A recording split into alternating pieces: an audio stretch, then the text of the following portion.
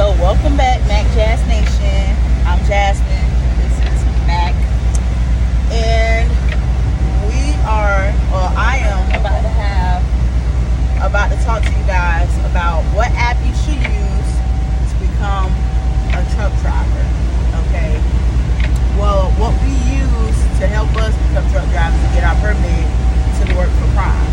I'm also gonna give you guys information on how you can become truck drivers with Prime.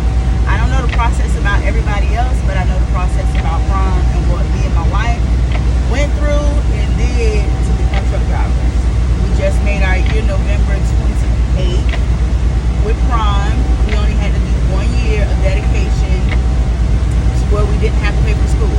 So if you chose to come here, get your permit, and then say for instance you've been working for 2 months with Prime and you no longer want to work with them, they'll send you a bill saying that you owe them. They cover your campus stay. So when you get there, they have a campus in, it's like a hotel that you get to stay in.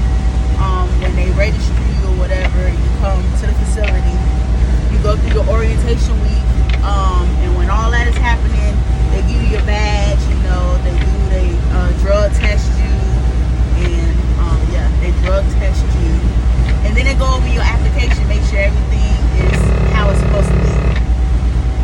From there, like I said, you have a hotel room, you go to class, they tell you how the schedule works, and then you go through your orientation, get your badge, they tell you you get $200 a week. That is something that you have to pay back once you become official class B. So when you first come, you like a D or a C. It depends on your situation. So I came as a D. That means I'm just starting out trying to become a CDL driver.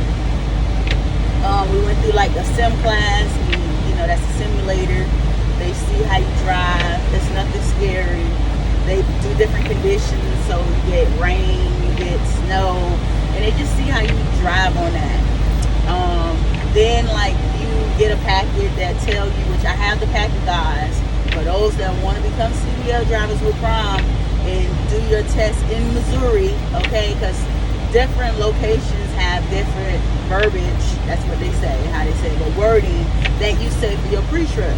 So you may point at the front of the truck and say, front of the truck, no leaks, no spills. You may talk about a door, a window, and say not cracked, bent, or broken, properly mounted and secure. Like that's the wording that they want you to use.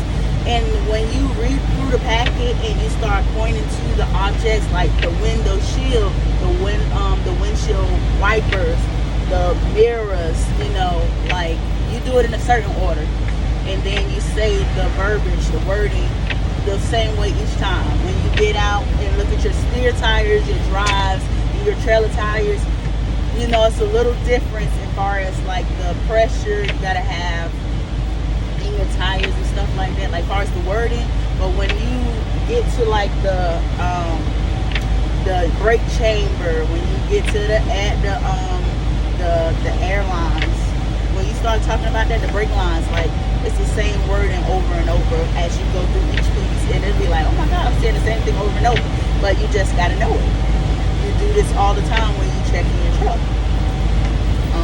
It's not hard when you first get it. Like I said, if you get your permit and you got a week or so before you come up to Prime to start, it'll be good to start working on the verbiage. The wording is not going to change. So if I give it to you and you reading it and you kind of memorize it, when they get you out there and they go through the parts, when you look at a video, because they do give you a little website you can go to, and they kind of like show you the parts of the truck. Like this is, the accelerator, this is the steering linkage, this forgetment arm. When you start looking at that stuff and you see the paperwork, you're like, oh snap, okay, that's the pivot arm. You know what a pivot arm is, and you know what to say when you point to it and when you're doing your inspection. Also, when you take your test, like the system is random, so it may say you got to do the whole inspection, meaning the front of the truck all the way to the trailer. I got a pre, my wife got a whole inspection. I was really good with the inspection. My wife was like a little nervous, but she did it and she passed her thing with flying colors. It was like easy. When it was time to actually do the maneuvers. I was really good with the maneuvers. On test day, I was so nervous. I was over here pulling up. Look, you only get a certain amount of times you get to pull up. I pulled up a few times. They take a few points off, but as long as it don't exceed a certain amount, then you're fine. So, you know, that stuff you work with your PSD trainer. When you first get there, like I stated, you do your orientation stuff. Then they assign you a PSD trainer. When you get your PSD trainer, that's real cool. They may have 3 or 4, maybe 5 students at a time, okay? And then they'll have you on a schedule. They may say, okay, you in group A, it's 2 of y'all plus the trainer. Y'all gonna be here from 9 to 1 in the morning. From 9 in the morning to 1 in the evening. Then they may have group B come in the afternoon time, and they do their training and learn how to bag, straight bag, learn how to do turns, all that stuff. It's very fun. It's a little time consuming for us. Like, it's a lot of students that come out, so sometimes you have to wait. But look, they got stuff there for you. In our Millennium Building, we got the basketball court, we got the upstairs, the movie theater. We got so much stuff that you won't be bored, and you can find things to do. We have a shuttle bus that's there, you know, going to the Walmart, going to a different place. You want to go up the street to the mall, it's not too far. Like, there's things for you to do. Be smart, save your money. When they do take the 20, when you do become a CDL driver, and I say do, right? When you become a CDL driver, it's easy. Like, basically, once you pass the test, they fill out all the paperwork or whatever, and they give you the paperwork saying, hey, when you give you a TNT trainer, that's the person you're going to stay out on the road with for like 2 months. And it depends. Like, if you get in miles, say for instance, they send you and your trainer from New York, or let's say Connecticut, right, over to California. That's over 2,000, maybe 3,000 miles, okay? So when you drive in that, you know, you have to accumulate. When I was here, when me and my wife came, you had to get 30,000 miles. I don't know the correct mileage that you have to do now, but you had to make 30,000 miles before you get off the truck and get your own truck. At that time, they'll bring you back to the campus. You will come for upgrading, go through some processing. You got to go to a class, you got to look at some more videos, make sure you know your stuff. You do a sim class, that's when they have you back and make sure you know what you're doing. It's not scary. If you do not pass, they will just be like, look, you need to work on, or, you know, do you prefer to do it? You can do the sim class there because it is a test out situation. But if you don't want to do it on the simulator and actually physically do it on the pad, that's something that you can tell them, like, hey, I don't really want to do this here. Can you send me to the pad? They'll send you to the pad and have you like, okay, pull. You drive around here and pull up. They want to see you just pull up, not back in. Not back in, because backing is one of the hardest things to do, so they want you to be smart. If it's a hole that you can go in where you don't have to bag, pull through. What else? Yeah, just, it's not difficult, it's not scary. Don't let fear stop you. I let fear stop me for a very long time. I'm 31 years old.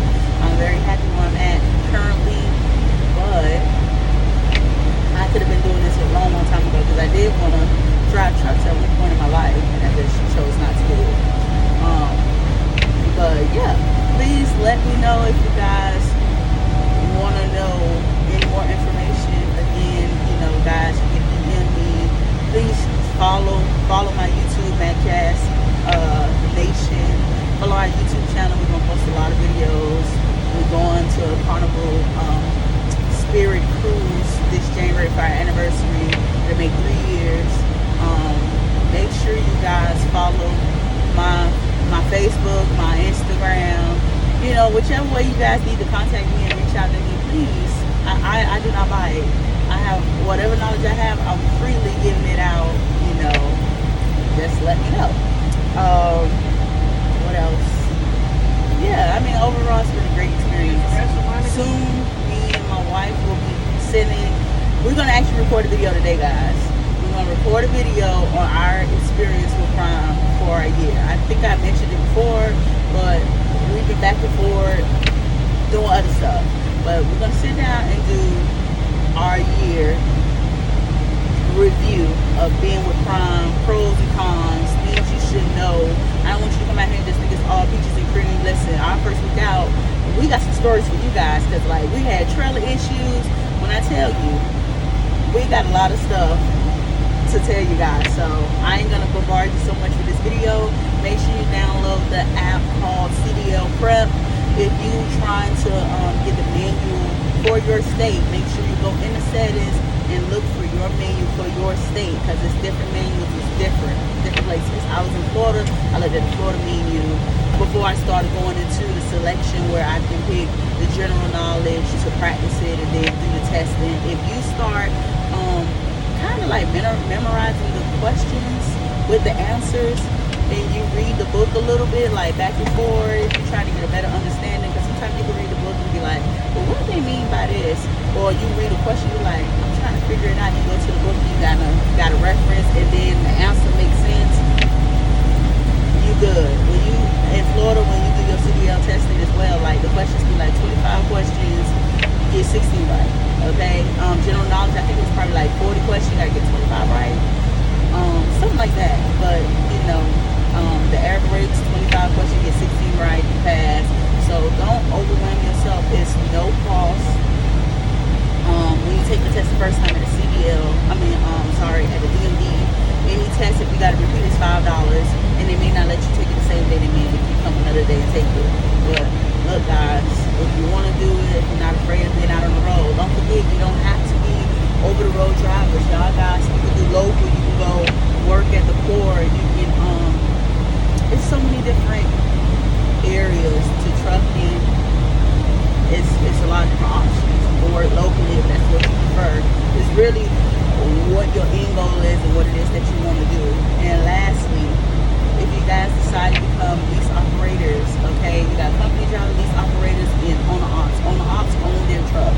That's the difference from lease and owner-op. We still do the same thing as me. I'm a lease operator, so I rent this vehicle, but I pay for my gas, I pay my truck note, I pay the insurance, I pay just all those different expenses, just like owner-op.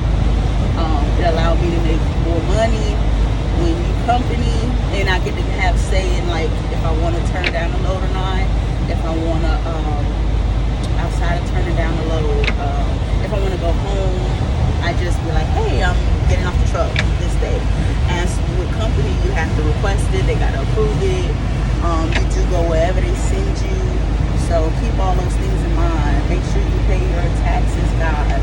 I know it's a lot of information, but look, if I'm gonna make that in another video too. Don't be scared to come out here and do what you need to do.